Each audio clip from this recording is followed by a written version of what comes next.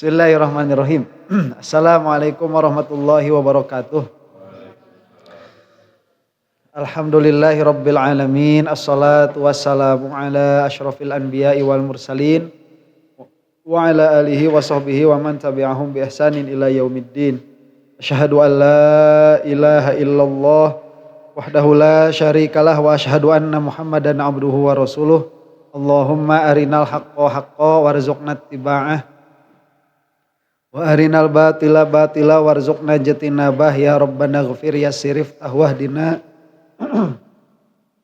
qarrib wa alif bainana ya rabbana Allahumma arhamna bil Qur'an wa alimna ta'wil wa faqihna fid din warzuqna fahman wa amalan wa maghfiratan wa ridhan wa thawaban wa jannatan wa ru'yatan.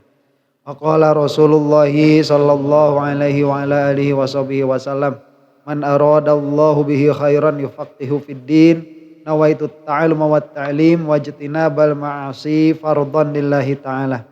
A'udzu bikalimatillahi tammati min syarri ma khalaq. Bismillahirrahmanirrahim. Bismillahirrahmanirrahim. Bismillahirrahmanirrahim. Bismillahirrahmanirrahim. Bismillahirrahmanirrahim. Bismillahirrahmanirrahim. Bismillahirrahmanirrahim. Subhanaka la ilma lana illa ma 'allamtana innaka antal alimul hakim. Al-Fatihah. Bismillahirrahmanirrahim. Alhamdulillahi rabbil alamin. Arrahmanir rahim. Maliki yaumiddin. Iyyaka na'budu wa iyyaka nasta'in. Ihdinas siratal mustaqim. Siratal ladzina an'amta 'alaihim ghairil maghdubi 'alaihim waladdallin. Amin. Bismillah. Apa ya kemarin teh? Nah, jadi usul fikih itu wa usulul fiqhi turuquhu. Dan usul fikih itu adalah jalan fikih. Jadi jalan untuk menggapai pengetahuan ahkam asyariyah yang mana jalannya adalah ijtihad. Tapi ala sabilil ijmal. Secara ijmali. Tidak secara tafsili. Kalau nanti sudah masuk ke dalam ayat-ayat yang tentu itu sudah bukan masuk ke dalam usul fikih. Misalkan seperti wala taqrabuz zina. Nah di situ ada apa atau wa aqimus sholah. Nah itu kan nanti dia dicari tuh aqimu itu adalah sighat amr dan amr itu menunjukkan kepada wajib. Nah bukan itunya. Itunya tidak dibahas di dalam usul fikih. Cuman dia suka dimasukkan karena dia sebagai contoh saja. Nah bukan hanya turuknya wa kaifiyatul istidlal biha dan kaifiyah istidlal dengannya. Jadi kan nanti kita belajar tuh amr itu bagaimana, kemudian nahi itu bagaimana cara memahami yang umum. Ya, bagaimana cara memahami yang umum, kemudian apabila ta'arud bagaimana caranya, cara mengkompromikan dalilnya. Nah, makanya nanti kadang-kadang dari pemahaman-pemahaman yang ada itu dia suka ada konflik dari memahami satu kaidah dengan kaidah yang lain. Nah ini nanti ada tata caranya. Nah tata caranya ini pun tata cara istidlal untuk mengetahui ahkam syar'iyah ini pun masuk ke dalam pembahasan usul fikih. Makanya disebutkan wa kaifiyatul istidlal biha. Ai bituruqil fiqhi dan tata cara untuk mengambil dalil biha dengan jalan fikih. Min haitsu tafsiluha. Dari sisi tafsiluha merincikan turukul fiqhi inda ta'arudiha tatkala berkonflik, tatkala ta'arud bertentangan. Apa itu turukul fiqhi? Kenapa? Likauniha zonniyatan. Karena turukul fiqhinya itu zonniyah. Seperti apa? Kataqdimil khosi 'alal 'ammi. Seperti mendahulukan yang khusus atas yang umum. Nah ini nanti kalau misalkan ada lafaz khusus umum ya kena dengan satu hukum. Tapi di sana juga ada hukumnya berbeda nanti. Yang ini kok wajib, yang ini kok haram misalkan ya. Nah nanti dilihat berarti yang ini kenanya kemana hukum, ke yang umum, ini kenanya kemana, ke yang khusus. Berarti yang khusus didahulukan daripada yang umum. Begitu nanti ada tata caranya. Seperti mendahulukan yang khusus atas yang umum. Wal muqayyad 'alal mutlaq dan mendahulukan yang muqayyad atas yang mutlak. Ini ada apa? Ada hukum. Hukum yang ini hukumnya nanti A, yang ini hukumnya B. Nah, yang kena sama A ini mutlak, yang kena sama B ini muqayyad. Maka yang muqayyad ini didahulukan atas yang mutlaknya begitu. Ya. Jadi nggak bisa nih nanti yang muqayyad kalah sama yang mutlak, nggak bisa. Misalkan yang muqayyad sama yang mutlak itu bagaimana? Misalkan nanti begini nih. Misalkan ini contoh saja ya. Misalkan semua ikan di laut itu halal, boleh dimakan. Nah, kemudian nanti ada yang muqayyad, ya. Semua makanan di laut itu halal kecuali ya atau selama dia tidak bertaring. Selama dia tidak bertaring. Nah, ini tidak boleh selama bertaring ini dia jadi mansuh oleh yang mutlak. Nggak boleh. Justru yang muqayyad ini didahulukan. Jadi semua yang bertaring itu nggak boleh, tapi nanti ada datang lagi semua makanan laut halal. Jadi yang bertaring pun jadi halal, nggak boleh itu. Karena yang ini mutlak, yang ini muqayyad. Jadi yang muqayyad harus didahulukan atas yang mutlak. Nah, itu pembahasan dari usul fikih begitu. Dan kita tidak masuk ke dalam contoh-contoh yang tertentu. Paham? Wa ghairi dzalik dan semisalnya. Wa kaifiyatul istidlali biha tajurru, dan kaifiat istidlal dengan turukul fiqhi itu akan menarik kepada sifati man yastadillu biha, sifat-sifat orang yang beristidlal dengan turukul fiqhi, wa huwa al mujtahidu, dan ini yang dimaksud adalah mujtahid. Maksudnya bagaimana? Nah, karena ada malakah untuk memahami fikih yang mana ini bukan perbuatan mudah, kan ini perbuatan sulit begitu. Nah, pembahasan yang tadi itu ini akan mengharuskan kita membahas tentang sifat mujtahid. Jadi sifatul mujtahid ini sebetulnya tidak termasuk asolatan, pada asalnya ini tidak termasuk usul fikih. Karena usul fikih itu jalan untuk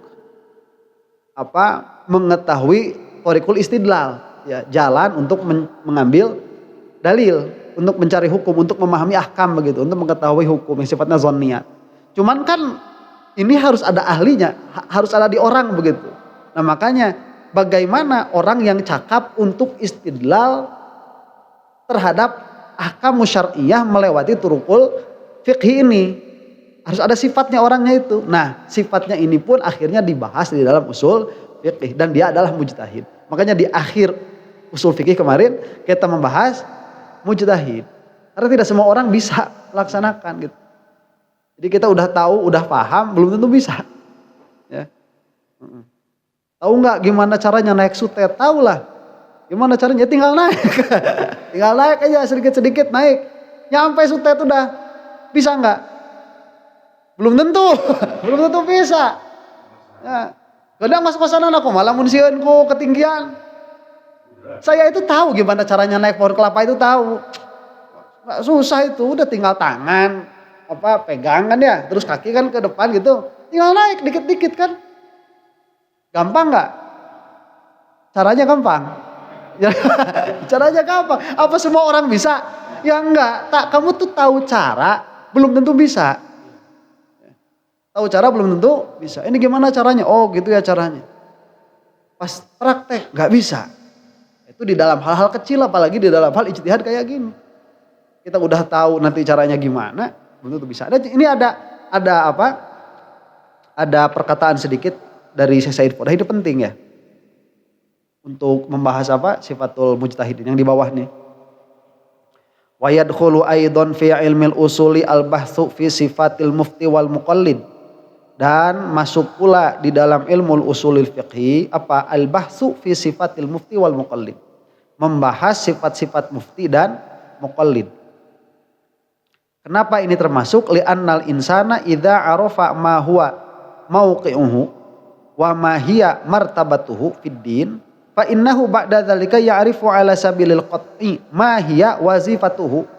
Karena manusia itu jika dia tahu betul posisi dia di mana dan martabat dia di dalam agama itu di mana, maka setelah dia mengetahui secara pasti posisinya itu di mana, maka dia akan mengetahui secara pasti tugasnya itu apa. Apa tugasnya? Makanya mujtahid dan mufti ini harus dibahas. Kamu itu posisinya di mana di dalam agama itu?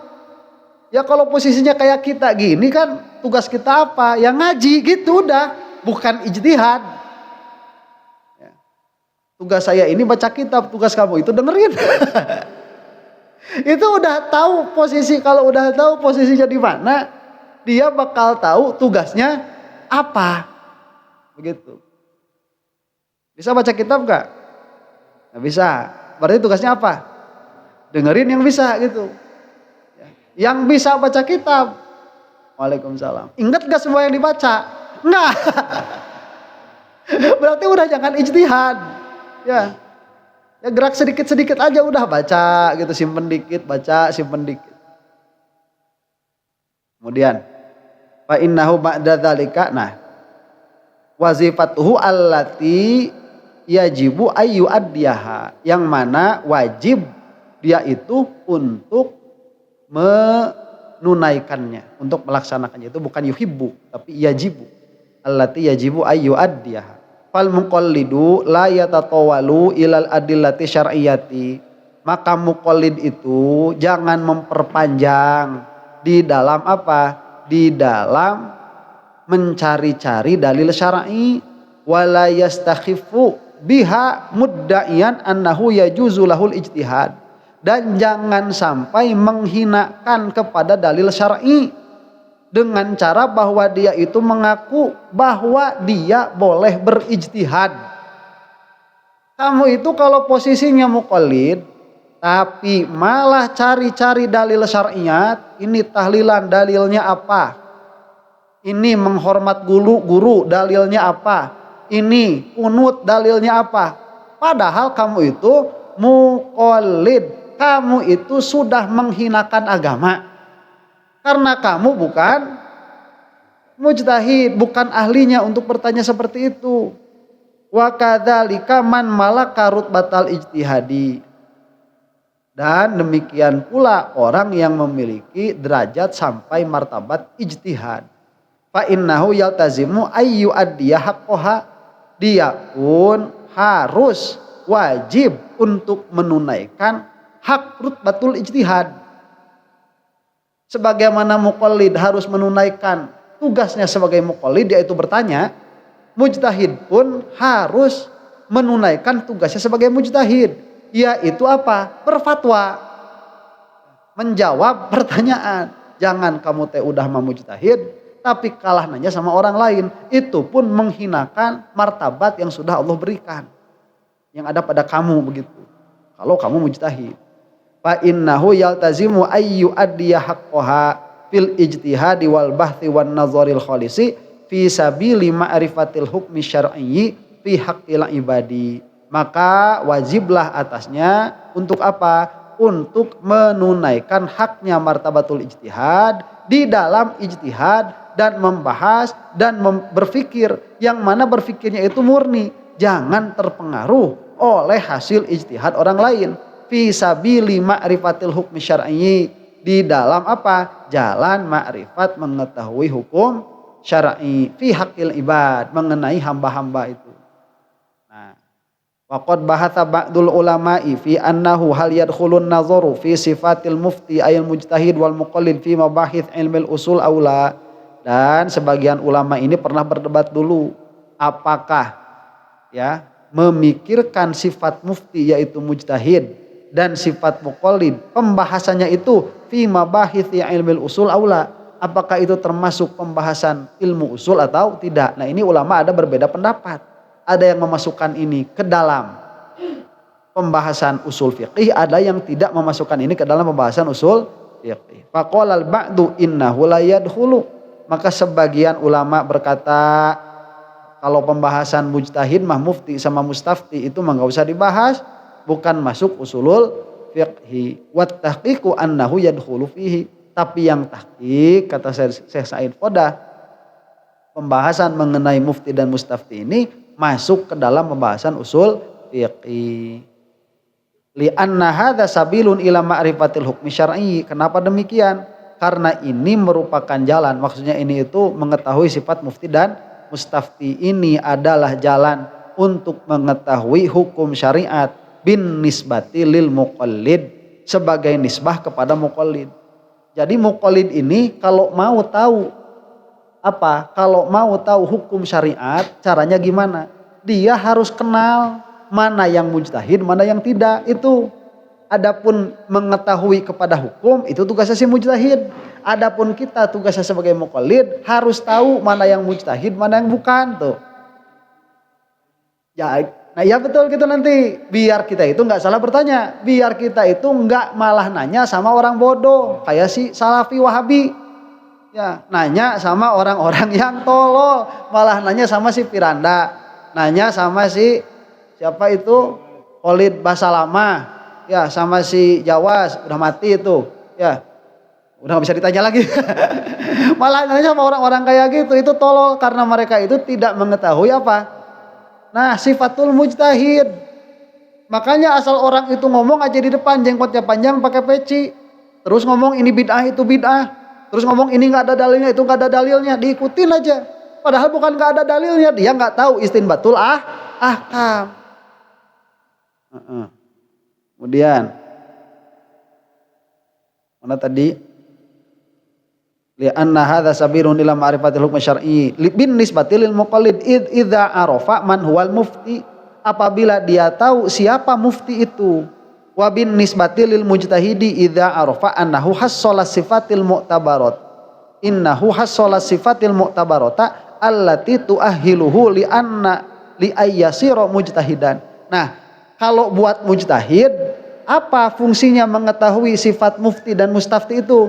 Supaya dia bisa merasakan di dalam dirinya, saya ini sudah sampai derajat mujtahid atau belum, begitu. Makanya kemarin kan pas ditanya itu gimana mujtahid ini? Ya mujtahid itu dia merasakan di dalam dirinya ada kekuatan untuk ijtihad. Lagi mana dia bisa merasakan kekuatan bisa ijtihad itu kalau dia tidak membahas masalah al-mufti wal mustafti. Jadi bagi kita nih orang-orang yang bodoh gitu ya, yang tolol itu kan bukan orang lain ya, kita ini nih. Tolol sama goblok, cuman mereka lebih tolol lagi begitu. Ya, kita mah tololnya itu apa? Basit, mereka mah tololnya murokab. Ya, si Wahabi Salafi itu udah murokab tololnya. Lah kita juga orang-orang bodoh juga, makanya kita ngaji. Cuman kita itu bodoh tapi nggak mau dibodoh-bodohin.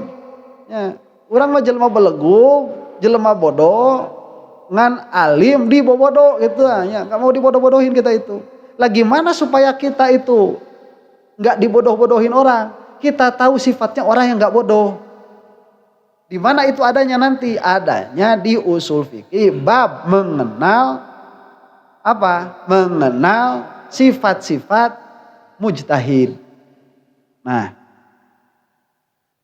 walau lam ya'rifil muqallidu manil ladzi yajuzu lahu ayyas'alahu. Kemudian, nah jadi kalau buat mujtahid tadi ya, supaya dia itu tahu di dalam dirinya bahwa dia sudah punya kekuatan untuk ijtihad. Walau lam ya'rifil muqallidu manil ladzi yajuzu lahu ayyas'alah la adda bihi dzalika ila ayyas'ala ayyan kana minal ammah alladzina yazunnuna annahum balaghu rutbatal ijtihadi.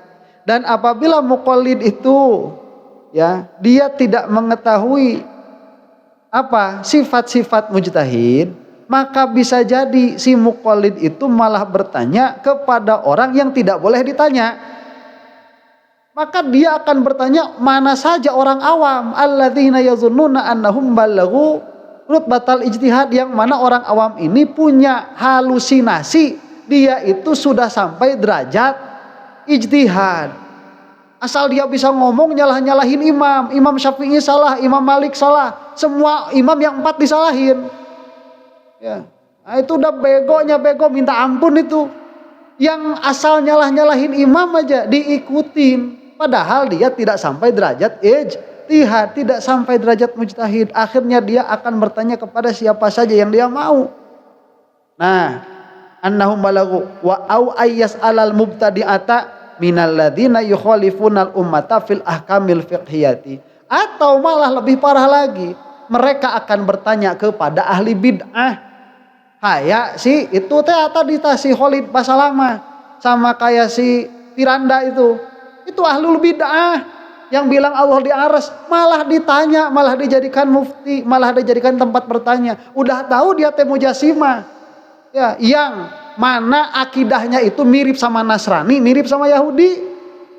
Akidah nasi Firanda sama akidah nasi Khalid Basalamah itu permulaannya dari sana. Coba tanyain sama mereka Allah di mana, jawabannya di aras. Coba tanyain sama Kristen di mana Allah, jawabannya itu di surga. Coba tanyain sama Yahudi di mana, di aras juga. Bilangnya itu in heaven, ya, to the Father in heaven. Makanya ada lagunya Stairway to Heaven. Stairway to Heaven itu apa tuh? Tangga menuju surga. Lah soalnya Tuhan Bapa di sana. Ya kalau kita mah nggak ada pengaruh dari mana nggak ada. Emang Allah mah tidak bertempat. Kanallah wala syai'a ghairuh. Begitu. Allah itu begitu dan tidak ada apa-apa selain Allah, termasuk aras. Nah, itu mah kita tangga menuju taufik. Begitu aja. Nah, ala kulli halin. Jadi ini orang mubtadi'ah, ahli bid'ah yang mana akidahnya penuh dengan kesesatan, fikihnya dia nggak paham, usul fikihnya nggak tahu, baca nahwunya juga acak-acakan, ya. Ngomongnya itu kalau ada laisa itu bukan laisal mu'minu, bacanya itu laisal mu'mini. Itu madhab fikih dari madhab nahwu dari mana itu? Ya, laisa itu jadi huruf jar atau ciri dhammah itu ciri marfu itu jadi pakai kasroh, itu madhab nahwu yang mana? Itu kerjaannya siapa tuh si Khalid wes. Tolol itu nahwu aja nggak bisa. Ditanya jadi tempat penanyaan ini gimana hukumnya? Tai ayam gimana hukumnya? Lah tai ayam ditanya hukum nanya kasih eta.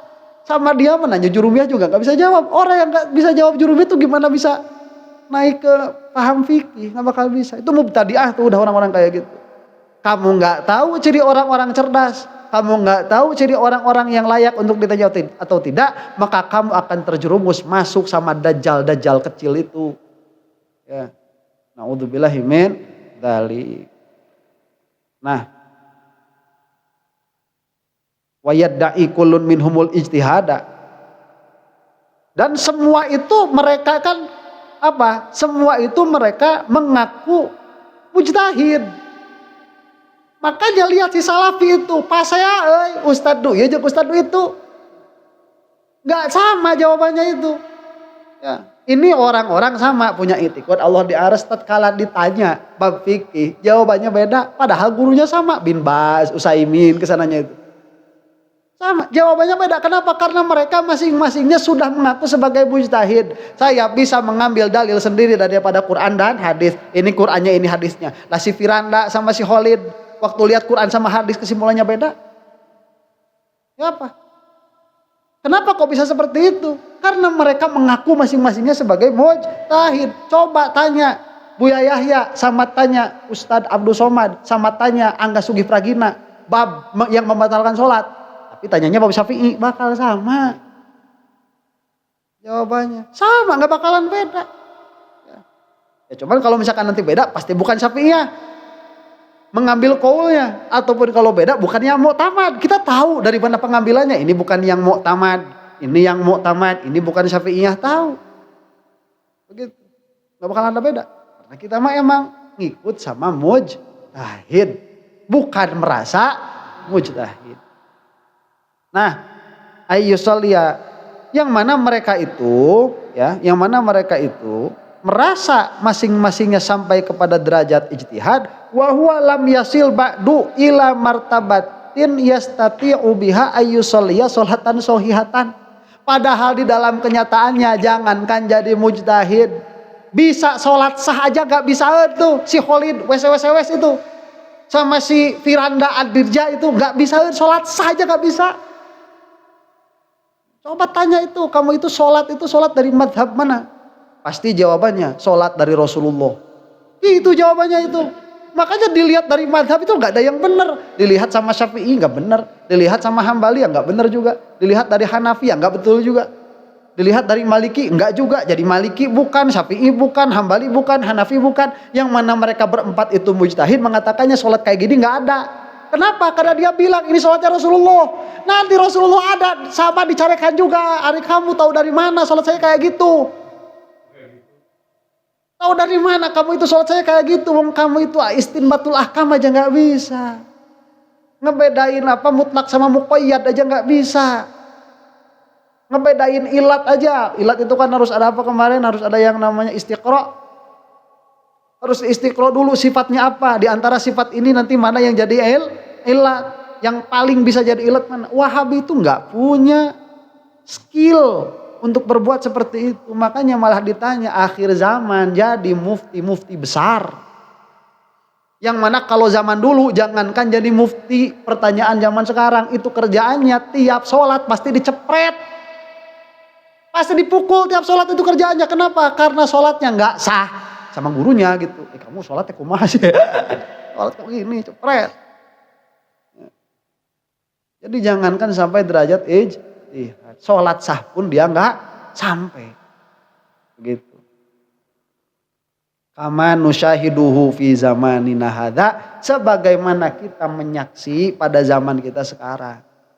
Jangan ngebuta-butain mata, emang kesaksi kok. Ya. Jangan ngebuta-butain mata, itu emang kelihatan. Zamannya udah rusak kayak gini. Nah zaman tuh gak ada yang rusak itu orang-orangnya. Kelakuan orang-orangnya itu. Wala yatimunya ada bener, jelema-jelema nama turuk sakareulisnya karasep. Wala yatimu ma'rifatul muhiq bin minal mubtil illa bi ma'rifati sifatil muhiq minal mubtil, dan tidak akan sempurna mengetahui orang yang benar dari orang yang salah kecuali dengan cara mengetahui sifat yang benar dan sifat orang yang salah. Gimana orang kalau misalkan kita ketemu sama orang ya ngelihat dari tampangnya itu kan, udah edan kan? Ya, meyakinkan udah tampangnya itu jenggot panjang ya, terus jidat hitam. Kitanya nggak bisa nabu sorof, ya dia macam kita bisa enak, kita manggut-manggut aja.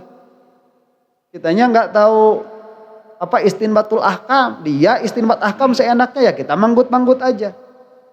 Zamannya udah kayak gini, makanya karena mereka itu nggak bisa baca kitab, hal sunnah yang paling dipentingkan apa? Celana cingkrang, biar semua juga bisa merasakan itu mah. Udah kamu tadi kesini kan levismu panjangan tuh, nah sekarang potong levisnya udah, biar nggak terlalu panjang, itu sudah sunnah. Kamu nggak jenggotan ya, jenggotnya panjangin. Saya nggak tubuh sama saya dulu enggak, ini ada obatnya, 210.000. Jualan eta. Sok nyanu kita makan jualan nu gitu kan. Si Salafi Wahabi itu jualannya apa ya? Penumbuh jenggot, jualannya itu gunting. Nah itu dah, soalnya apa? Alat-alat sunnahnya itu. Alat-alat sunnahnya si Wahabi mah. Kalau enggak handuk agak kasar handuknya, buat digini-gini biar ini hitam. Udah itu alat-alat buat ngejar sunnahnya itu sebatas itu, gunting. Bukan buat cukur jenggot, gunting itu buat gunting celana. Ya, terus obat apa penumbuh jenggot, mentok-mentoknya nanti habat tuh sauda, bisnisnya di situ.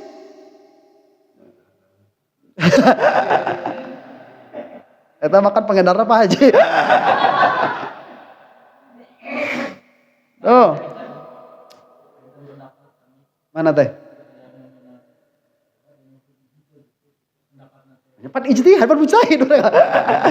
Ah mujtahid unggul kan malah. Wala yatimu ma'rifatul muhiqqi minal mubtil. Nah, wa hadza la budda lahu min mizanin syar'iyyin, dan untuk mengetahui sifat-sifat apa? Sifat-sifat mufti dan mustafti itu harus ada mizan syar'inya. Jadi jangan timbangan kesukaan. Oh saya suka, hati tertarik gitu ya. Ieu mah pas jadi adeganana jadi ajengan. Ieu mah teu dikopeah, ieu mah teu pas jadi ajengan. Jangan kayak gitu. Itu pelajari dulu ada mizan syar'inya. Makanya nanti kita membahas apa saja perkara-perkara yang harus dikuasai oleh mujtahid. Fahadhihi thalathatu balik lagi ke atas. Maka yang ketiga ini apa? Maka ini yang tiga atau yang tiga ini, apa yang tiga ini tuh? Mengetahui turukul ijtihad, ya, turukul fikhi, kemudian kaifiyatul istidlal, dua, yang ketiganya apa? Sifat, mufti dan mustafti. Nah, ketiga ini adalah fan al-musamma bi usulil fiqhi. Ini adalah fan ilmu yang dinamai usul fiqhi. Litawaqqufil fiqhi alaihi. Kenapa dinamai? Kenapa yang tiga ini dinamai usul fiqhi? Karena fikih, yang mana fikih itu ma'rifatul ahkami syar'iyyati, membutuhkan kepada yang tiga ini. Harus tahu turukul istidlal, harus tahu kaifiyatul istidlal, dan harus tahu sifatul mufti wal mustafti. Sehingga kita bisa tahu fiqih. Nah, kita nanti sebagai muqallid tahunya yang ketiga aja cukup sebenarnya. Jadi kita mah nggak usah ngaji-ngaji yang satu dua, udah nggak usah sebenarnya itu. Ya, yang pertama aja, yang ketiga aja. Kita tahu mana mufti, mana mustafti, karena jalan kita mengetahui hukum itu lewat para mujtahid. Ya, itu selesai dulu ya pengertian usulul fiqhi. Nanti ada bab usulul fiqhi. Pertanyaan enggak?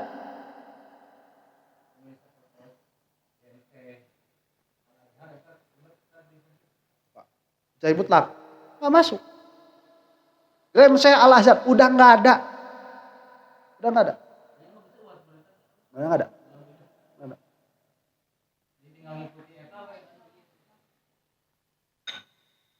Makanya mereka itu nggak ada yang bikin madhab baru. Madhab Ali Jum'ah nggak ada. Ya, nggak ada. Dan di dalam berfatwa pun mereka kan nggak ngambil pendapat sendiri kan. Iya, ambil yang udah ada. Masalah modern itu nanti kalau misalkan nggak ada sama sekali mereka cari begitu. Mereka cari. Cuman nggak sampai derajat ini ya, mujtahid mutlak itu semua ahkam syar'iyah dia itu ngambil sendiri. Semua ahkam syar'iyah. Makanya sholatnya. Coba Ali Jum'ah itu kalau bab sholat, kalau ngambil Syafi'i, ngambil Maliki, kalau Maliki Syafi'i nggak diambil, mengambilnya Hanafi. Kalau yang tiga nggak diambil, ngambilnya Hambali. Bab sholat kan itu udah selesai. Bab sholat itu udah selesai. Lah kok sekarang kunut yang udah selesai itu sunnah menurut Syafi'i kok dibid'ahin sama si Salafi itu? Kan tolol itu. Jadi nggak ada sekarang. Ini udah selesai apa? Masalah-masalah sholat itu kan udah dari 1400 tahun yang lalu. Masa bab hukumnya masih belum ketahuan? Ini udah selesai. Nah, nanti bab-bab yang nggak tahu apa seperti bank. Ini kan khusus nih, bank ini orang bingung. Ini masuknya kemana? Ini maksudnya meminjamkan uang atau menyimpan uang, menitipkan.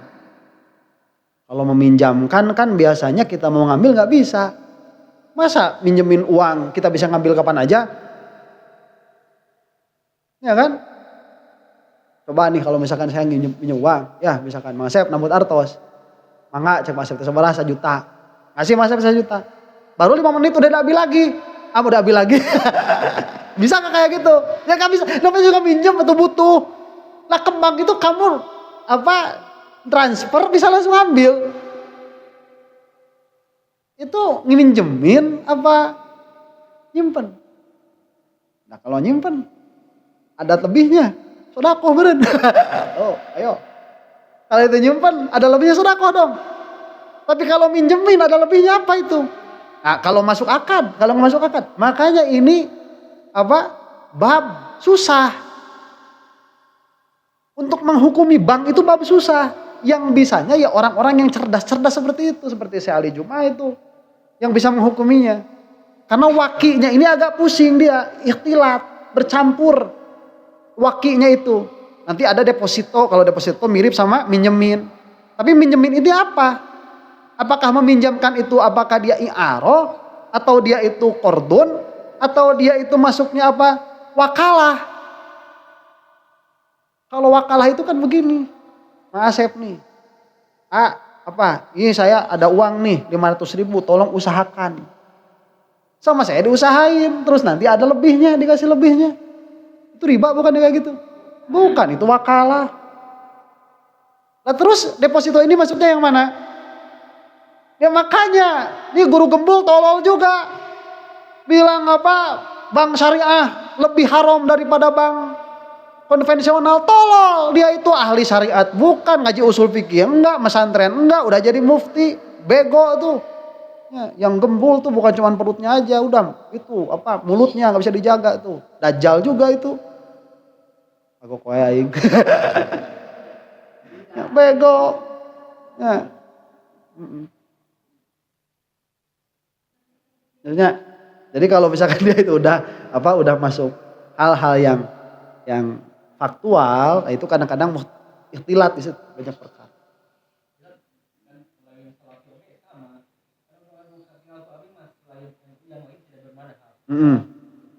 Heeh. Udah keluar dari jamaah itu.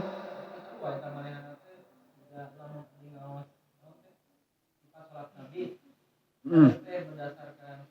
Heeh. Heeh.